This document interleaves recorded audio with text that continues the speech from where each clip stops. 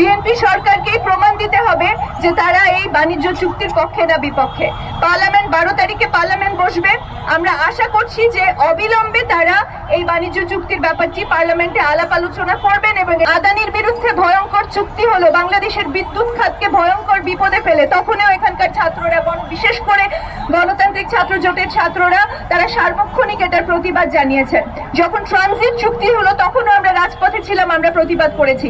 So ভারতীয় আধিপত্যবাদের বিরুদ্ধে আমরা রাজপথের সক্রিয় সংগ্রামের সক্রিয় কর্মী ছিলাম। কিন্তু পরবর্তীতে আমরা দেখলাম গত 1.5 বছর ধরে ভারতীয় আধিপত্যবাদের বিরুদ্ধে আমরা অনেক কথা অনেক লম্ফঝম্প শুনলাম, কিন্তু যখন মার্কিন সাম্রাজ্যবাদের এই আমেরিকার সাথে যখন বাণিজ্য চুক্তি হলো তখন দেখা গেল যে সেটা নিয়ে কোনো কথাবার্তা নাই।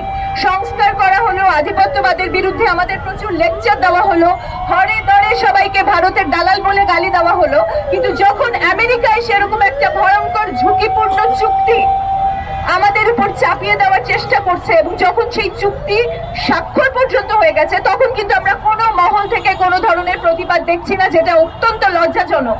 এই চুক্তি যদি বাস্তবায়িত হয় বাংলাদেশের পোল্ট্রি খাত, বাংলাদেশের ডেইরি খাত, বাংলাদেশের ফার্মেসি ওষুধ শিল্প, বাংলাদেশের কৃষি খাত, বাংলাদেশের মৎস্য খাত, বাংলাদেশের পাটকল চিনিকল সহ সকল স্টেট এন্টারপ্রাইজ অর্থাৎ রাষ্ট্রায়ত্ত শিল্প প্রতিষ্ঠানগুলো বিপদে পড়বে এবং আমেরিকার সাম্রাজ্যবাদের শিকার হবে। সেটা কিভাবে হবে? কারণ আমেরিকা তখন বাংলাদেশের এই অর্থনৈতিক খাতগুলোকে নিয়ন্ত্রণ করতে পারবে, কারণ চুক্তির ভিতরে একদম সেভাবেই বলা আছে যে আমেরিকা নিয়ন্ত্রণ করবে। আমেরিকান কোম্পানিগুলোকে বাংলাদেশের সরকার সাহায্য করতে বাধ্য থাকবে।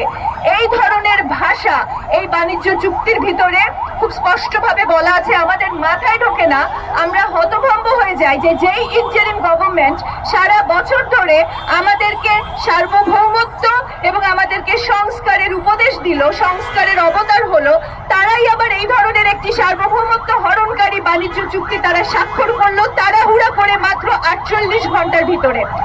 এখন আমরা বলতে চাই, এখন যেহেতু বিএনপি সরকার ক্ষমতায় আছে, বিএনপি সরকারকেই প্রমাণ দিতে হবে যে তারা এই বাণিজ্য চুক্তির পক্ষে না বিপক্ষে। পার্লামেন্ট 12 তারিখে পার্লামেন্ট বসবে। আমরা আশা করছি যে অবিলম্বে তারা এই বাণিজ্য চুক্তির ব্যাপারটি পার্লামেন্টে আলাপ আলোচনা করবেন এবং এটা বাতিল করার পক্ষে যতভাবে পারা যায় জনমত গঠন করা থেকে শুরু করে আলাপ আলোচনা করে তারা এই ধরনের একটি সার্বভৌমত্ব হরণকারী চুক্তি তারা বাতিলের পক্ষে কাজ করবেন। আমরা কোনোভাবেই আমেরিকা হোক, ভারত হোক, চায়না হোক, যে কোনো মধ্যপ্রাচ্য হোক, পৃথিবীর কোনো দেশের হাতে আমরা আমাদের শিল্প খাত, আমাদের ওষুধ শিল্প, আমাদের পোল্ট্রি খাত, আমাদের মৎস্য খাত, আমাদের কোনো কৃষি খাত আমরা কোনো কিছুই অন্য কোনো আধিপত্যবাদী দেশের হাতে তুলে দিতে পারি না। আমরা বলতে চাই এই বাণিজ্য চুক্তি ভয়ঙ্কর। এই বাণিজ্য চুক্তি হলে বাংলাদেশের কলকারখানাগুলো এবং বাংলাদেশের কর্মসংস্থান ঝুঁকির মুখে পড়বে এবং আমাদেরকে এই বাণিজ্য চুক্তির পক্ষে খুব সুস্পষ্টভাবে অবস্থান নিতে হবে এবং বিএনপি গভর্নমেন্টকেও প্রমাণ দিতে হবে যে সে এই ধরনের সার্বভৌমত্ব হরণকারী চুক্তি স্বাক্ষর হয়ে গেছে, কিন্তু সেটা বাতিলের অনেক ধরনের অপশন আছে।